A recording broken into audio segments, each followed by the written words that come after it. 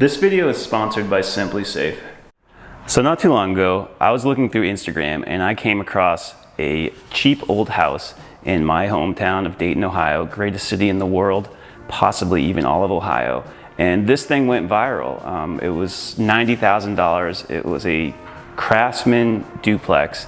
And I was reading the comments and a lot of people were like, man, I would love to be able to just move there and work on fixing that house up and not have to worry about finances or anything else. And I thought to myself, wow, like I'm already doing that. I bought a 4,000 square foot building for way cheaper than that house. And so I thought, why don't I tell that story? So this is part 2 of the story of how we've been renovating this building. So I know that there's probably an assumption that any place you can buy these cheap houses is just, some kind of rundown dump. And while I can't speak for every place, I do know that Dayton is really nice.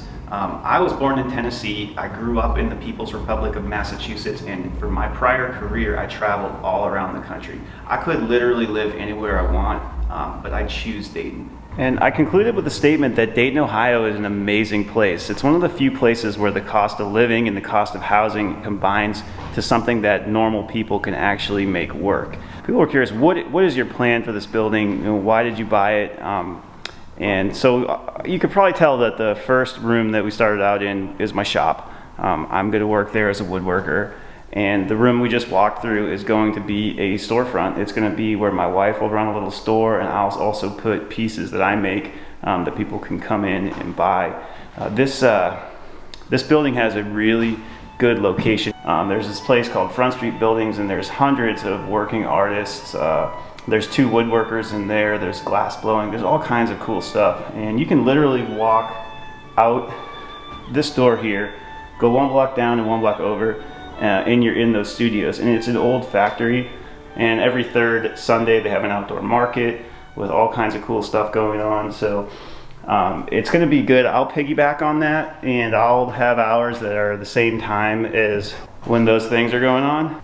The upstairs is 2 apartments. The small apartment is going to be basically subsidizing our creativity. So if you're going to be a woodworker, that's fine, but you still need a way to actually make money. And so the small apartment, we're going to either short-term rental it, or it may be at some point housing for like an intern or something like that. And then the bigger apartment, the plan is probably for Sarah and I to live in. We can live there mortgage-free, so again, we can both concentrate on what we want to do without having to stress about money. I can make furniture for the cabin, which is why probably most viewers are watching this video, because they're familiar with the cabin that I've been building. I can do all that stuff, and I don't have to stress about paying a mortgage. So I've mentioned before that this is like an industrial neighborhood, and a lot of people commented, hey, why, oh, it's really bright out. Hey, why are people going to, come on camera, you can do it. Why are people going to want to stay in this, industrial area that has like a lot of cars and streets? And the reality is, right here, we're in walking distance to 2 wedding venues, a bunch of fancy restaurants, fancy underground bars, a couple breweries, and it's all stuff that people can walk to. So we get a lot of weddings here. A lot of people want to come back to town and have their wedding. So that'll be something that people will probably want to stay in this apartment for. This is getting there. Anyway, I've got my floor prepped. I've got the hardwood laid out. I'm just waiting for time to get that installed. So there's not too much new progress on this little apartment, but I think it'll be a neat place that people will want to stay. The last video ended up in this room that I am just walking into, having some troubles with the inspections and stuff. So we're gonna go back in time. I'm gonna show you that process and bring you up to the present state. Wall here that failed. I talked to the architect, talked to the inspector a little bit, and basically I had to put another layer of drywall on the stair side, and the electrician has to come and change out these plastic boxes. The whole reason that this wall is 2 hours is because there's a change of use. There's residential and commercial, and if it were all residential, it would be a 1 hour wall. Because there's commercial here, it makes it a 2 hour wall. And so I was thinking, okay, well, we need to protect the residential space from a fire in the commercial space. And I was thinking it could be 1 hour from the residential side and 2 hours from the commercial side in the way that fire would spread, but that's not how it works. If it's a 2 hour wall, it needs to be 2 hours from both sides, which means 2 layers of 5/8 on either side, or whatever other assembly is spec'd. No assembly was spec'd in my plans. But whatever it is, it needs to be 2 hours from both sides. You know, in case I accidentally start a fire in my staircase and forget about it and then come around here and work in my shop, I need 2 hours to get out of the building before the fire comes over here and kills me. Here's my building. There's the fire department. Fire department, my building. I think they could probably shoot the water over the building and onto my building. So Sarah and I recently had some property stolen from us, but thankfully in Ohio there are centers where criminals can safely bring their stolen goods and redeem them for cash. And it's all perfectly legal. Well, not the stealing part, but the redeeming part. These places are called pawn shops, and thankfully, because I'm married to the most organized person in the world, we had the serial numbers of our items. So we were able to call a police officer, meet the officer at the pawn shop, where we had the distinct privilege of purchasing back our own stolen property. That's right, in Ohio, if you have property stolen, you have to buy it back from the pawn shop. I really wish that I had SimpliSafe at the time. Since I've gotten SimpliSafe, I've had a lot more peace of mind. It's no secret that I have a lot of tools in here, and I'm also kind of a public figure. Getting SimpliSafe and installing it was really easy. You can use the online app, or if you don't have internet, you can still get a lot of functions and set it up through the keypad. The piece of equipment I was most impressed with were the motion detectors.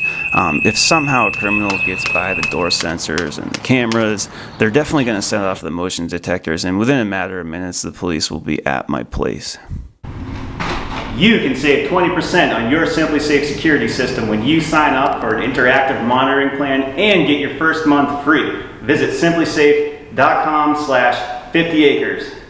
News is that I passed the follow-up inspection on this wall. So these are called membrane penetrations, and the electrical code gives you a pass if they're under 16 inches of surface area, and there's under a certain amount within 100 square feet of a wall. But when they're in the same stud bay, they then need to be over 24 inches apart, which these are, but I don't want to take any chances. So what you can do is you can put this blocking in, and that supposedly makes them okay. And I did that, but then I still didn't want to take any chances, so I did what's called boxing them in. So I boxed them in with basically 1.25 inches of drywall. And then I also added these drywall down here, because below this it's just more commercial space, but above, you know, that's where it transitions to residential. And the guy had originally thought that this electrical box was in space that bordered residential, but it actually doesn't. So he was originally going to make me surface mount this, which would have almost been impossible. But anyway, so I passed. I have permission to cover this. I also got natural gas service just in time for summer. So just how things seem to be working. So after we passed our framing inspection here, I got some good help from the ministry next door, Good Shepherd Ministries. If you're anywhere in the Dayton area and you want to give some guys in recovery a chance to earn some money, I would highly recommend reaching out to them. So anyway, we got this all hung, and today we passed our inspection for drywall. So the only inspections I have left are a shower pan flood test. Other than that, all I have is final inspections, so it should be good to be able to work without anything stopping me from working. And I wanted to put rock wool in this ceiling to make it even more quiet upstairs, and my architect told me don't do it. They get really touchy if you stray from the rated assembly in any way. That assembly is UL rated and tested, and it seems counterintuitive. You would think that adding rock wool to it would make it safer, but he said no, don't vary from what's in your plans. So I didn't put any insulation in there. So this inspection is pretty easy. I just have to demonstrate I've got a layer of 5/8 up here. I wrote first layer on that for the inspector, and then I have to show him that I have the RC channel up on the ceiling. The areas where it's doubled up right here are where I'm going to have a joint, and I've got blocking in these walls for grab bars. Could have grab bars around the toilet. And I have to look at my plans and see where I need blocking in here, because I'll have to have grab bars in here as well.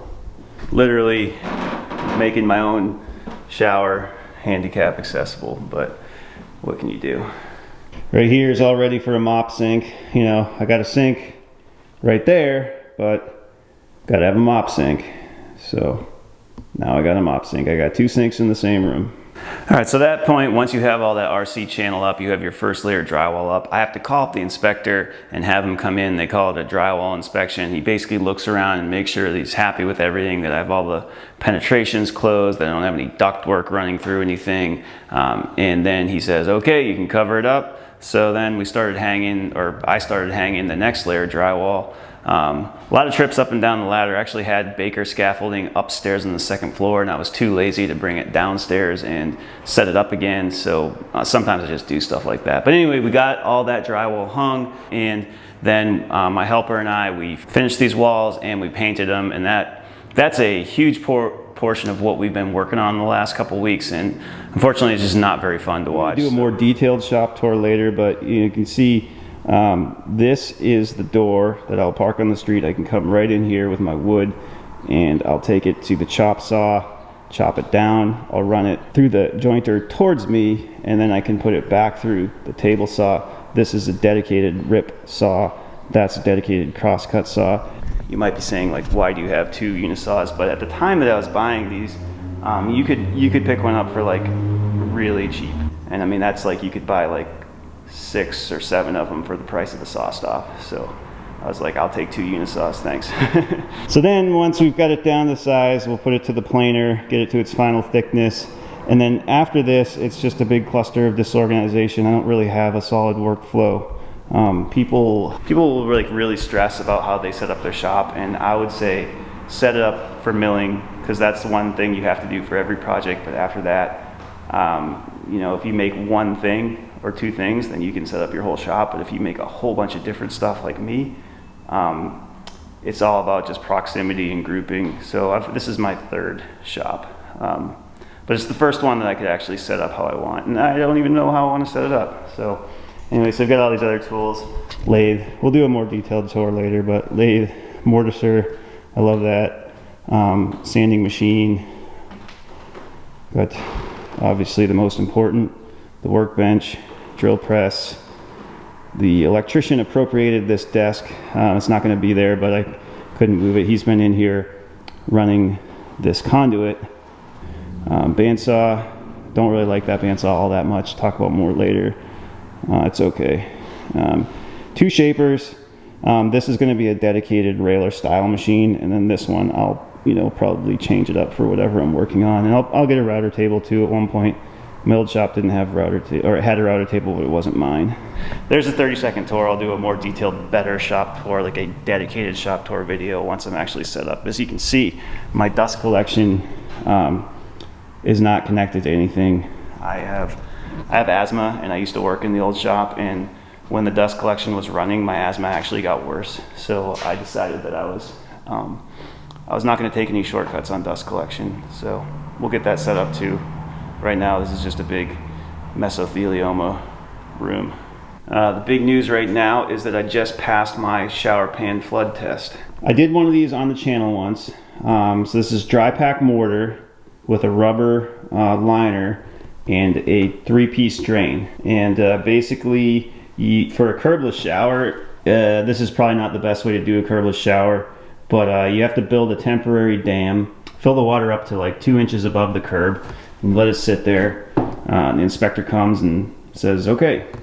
So while I wait for the, they're mowing outside, for the electrician to finish that room, I'm gonna do this floor. And then once this floor is in with the decoupling membrane, I can finish my mud bed and come to the same plane. All right, so I've got this Schluter in. I'm ready to start the next part here. The reason I had to put this in first because I need to work off the final height here when I make the final slope. And so I've got some leftover sand topping mix here. That's half a bag. So I'm gonna go to lunch, and then after that we'll get started on this. Yeah, and there's one more thing I should mention. After reading a lot more, I've found that a curbless shower with mud bed is, if anything, maybe controversial, or probably how it was done in the 90s. So I don't know if you probably don't want to duplicate this. Probably better ways to do it. I just was kind of started working before doing all the research and kind of locked into this method, so I'm not too worried about it, but there's better ways. All right, that's mixed pretty good. That's about how I like it. So that you can make it into a ball, but it's not soaking wet. Got some stones from the outside to let me get this chunk out of here though. Make sure the weep holes don't get clogged. So I really like using this sand topping mix. If you were the type of kid who liked to build sand castles when you were young, then you're gonna take right to this. It's almost the same thing. What I like about it too is that there's absolutely no rush. You can go as slow as you want. So for me, that's really good because I go really slow. But yeah, I'm just making a perimeter around the side and I can check it for level all the way around, and then I just have to slope it to one little sample tile width below the drain so that there's not like a lip there. All right, I just finished this up, and now we got a really nice transition to our slope from this surface here to our slope into our drain, so that should make it really easy to tile. I'll tell you what, I mean, the more I tile, it's like everything else. It's like woodworking. It's like the more your prep work you do, the better tile setter you look like. You do good prep work, tile comes out good. Do bad prep work, tile comes out bad. All right, so that basically brings you to where we are right now at this point. So you can see we've got it painted. Ceilings came out pretty good. You can see our patches there, but it's not horrible. The sun shines right on it. So this, I've got my mini fridge there. This room is going to be like our office, break room, and storage. So there's going to be a little bar, like a countertop there with a sink, and it's the water heater. And so we'll have some cabinets and some shelves, and most importantly, a little fridge. And then over here, it's going to be dark in this room. I don't have lights in here yet. So you saw where I got to here. So this is the bathroom. Shower that I'll probably never use, but it's there in case someone else wants it in the future. And toilet in that back corner, handicap accessible, 60 inches across, 60 inches clear. This is what's called a transfer shower. So I forget how much space, but from there to there is a certain amount of free space. Grab bars are going to have, that's what all that blocking is for. And then over 36 across, and then 12 inches clear from here to here. So the sink has to go on that side. You might notice there's a kind of a contrast between brick and finished wall and really nice looking wall. That's something that people who have followed the cabin build know that I like. I really enjoy contrast, and one form of contrast is like clean, finished, looking new against old and unrepaired. And I think that's kind of cool, so I'm going to keep a lot of that like that. Just one of the design things that I find interesting. Exciting news is that in this room, the electrician's been running his conduit.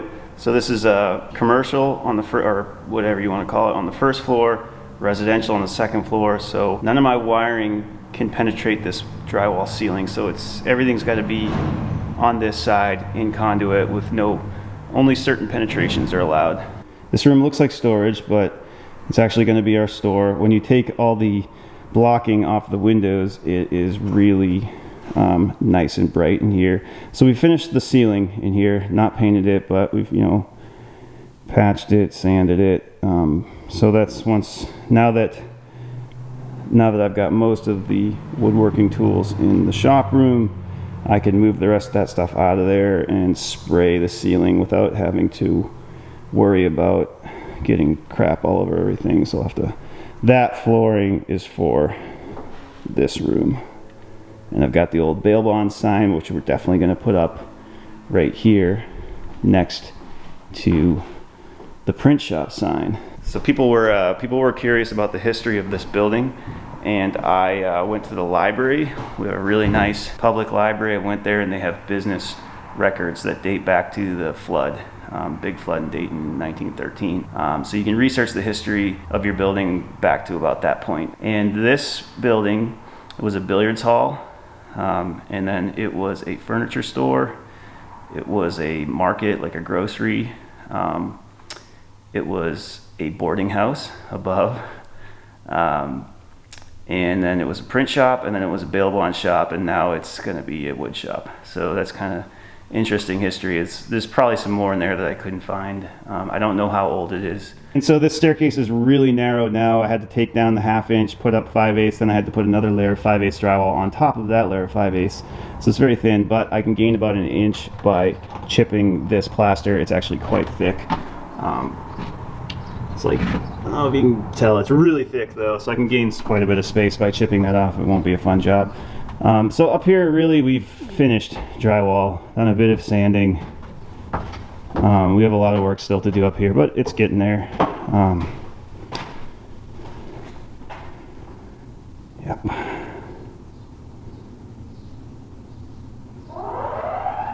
All the windows are open, so it's very loud. And the door. Still have to clean the walls, but it's getting there. We've got this kind of cleaned up here, finished.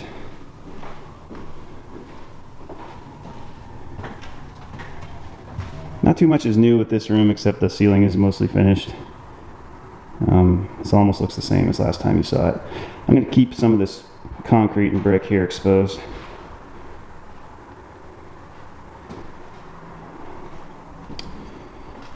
Really just finishing drywall.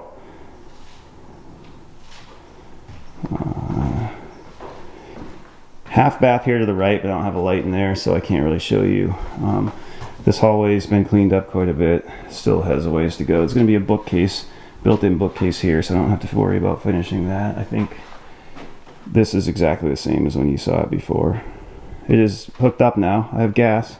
I got natural gas right in time for the summer, so I can pay $57 a month to use no gas times 3 accounts. So that's $170-ish to not use any gas until winter.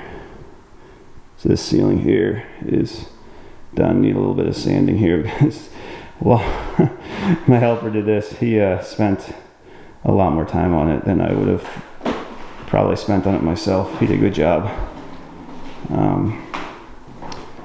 And then we've got this bathroom, I think is the same as it was, except the ceiling and the joints are mostly done. Looks like we missed some screw holes. We have to come back through here. Laundry area, again, is more or less finished. A little sanding. We need a little sanding. Got one of these Baker platforms. That was a good suggestion. All right, so this is really time-consuming work for me. I'm not the fastest. I'm getting faster throughout this.